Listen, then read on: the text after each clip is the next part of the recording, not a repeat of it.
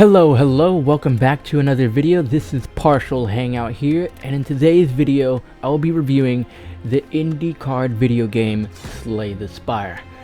And truthfully, I'm not a fan of this game despite its overwhelmingly positive review score on Steam. So I will most certainly be the voice of minority here in this video, but remember, everything in this video is my own opinion. What someone finds fun is subjective. If you find this game fun, that's good for you, but I didn't.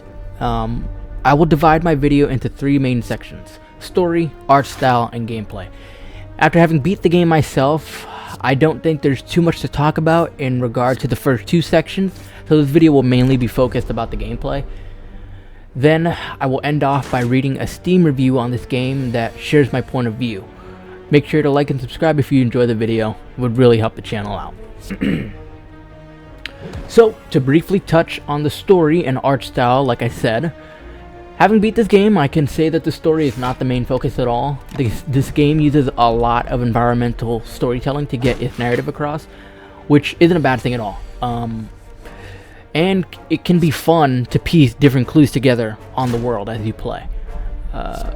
Even then, the premise of this game is very simple anyway. You're just looking to climb this huge spire. I'm not too sure why, but it is what it is. For me, when I play video games, the gameplay is always the most important thing to me. If I want a good story, I'll watch a show or movie. I take no issue with environmental storytelling. It just really depends on what kind of game it is, but that's a video for another day. Moving quickly to the art style, I actually really like it. It has this very distinct cartoon-like style with a coloring that really blends well together. The music also fits the game good too, and truly makes you feel like an adventurer. I really like the opening track when you boot up the game for the first time. Overall, I'm happy with the story and art style. My main issues with this game is how the gameplay is handled, so we will move on to that next. So, this game's genre specifically is a roguelike deck builder.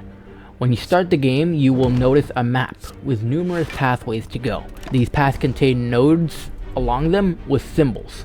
Some nodes are an enemy battle, a merchant shop, ways to replenish health and upgrade or gain cards, etc.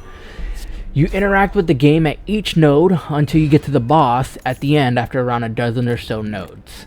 You do this 3 times without dying, and you beat the game. If you die, you go all the way back to the beginning. The combat itself of Slay the Spire is turn-based, so when enemies are encountered, you play cards to determine what actions you want to make, whether they be attacking, defending, or some type of ability to give you the upper hand in battle. Then the enemy takes a turn, and then back to you. What's cool is that you can even see what the enemy is going to do before they do it. There's like a little marker on top, a little symbol on top of the enemy. So you'll be able to prepare for what their next turn is going to be, which I find really nice. The combat itself is not bad at all.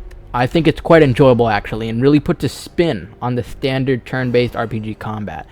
It's super satisfying to play the right cards and win a tough battle.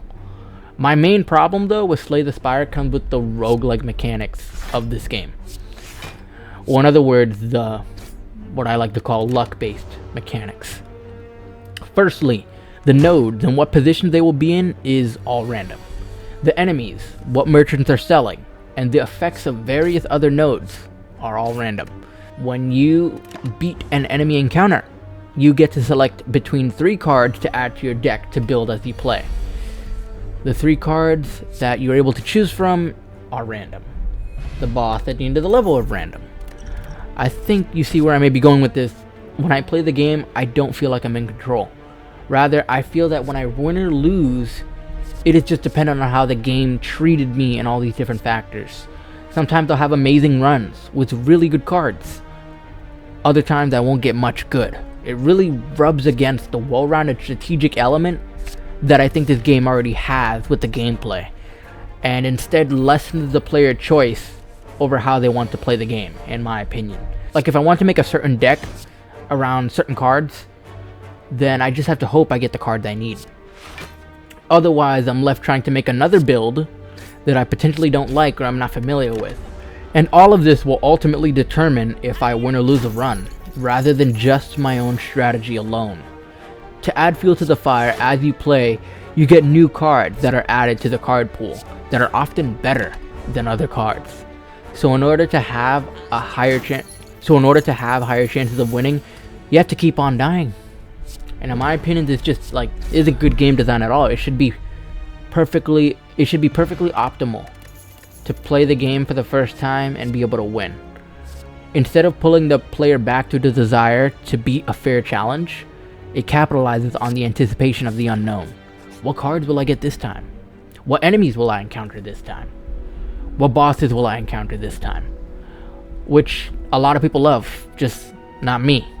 My issue with this game is not unlike the issue I had with Rain World, although I do believe this game, Slay the Spire, is better than Rain World, because the game overall I don't feel is as punishing when you die. Feel free to check out my Rain World review. I think there's going to be a card on the top. But that's pretty much it. I just want to end this video off by reading a Steam review on this game that carries my sentiments.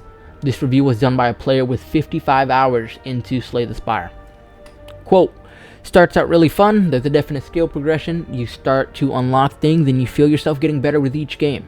Then it just sort of plateaus. Skill no longer matters as much and things start to become much more RNG reliant. The final boss is impossibly hard and basically is only even reachable when RNG shines down on you to allow you a good run enough to get there. I really wanted to like this game and did everything I could to pretend that I did, but eventually I realized I wasn't playing for the right reasons anymore. Being at the mercy of brutal RNG to min-max a run is extremely frustrating. As the review states, I believe nothing is more frustrating than losing a game due to things you can't control, and that's ultimately why I dislike Slay the Spire and believe the game just isn't for people like me. But yeah, that's pretty much the review. Like, when you die and Slay the Spire, you lose all the cards that you gain throughout the run, and you start all the way back to the beginning. And it's just like, the fact that that happens, and there's so much that isn't in your control, is just why I just don't like it. But I did beat it with one character. So, yeah, thought I'd share my thoughts on the game. Thank you so much if you stuck around. Thank you so much for watching this video. I really appreciate it. If you could like and subscribe, I'd appreciate that as well. And just thank you for watching. You have a nice day.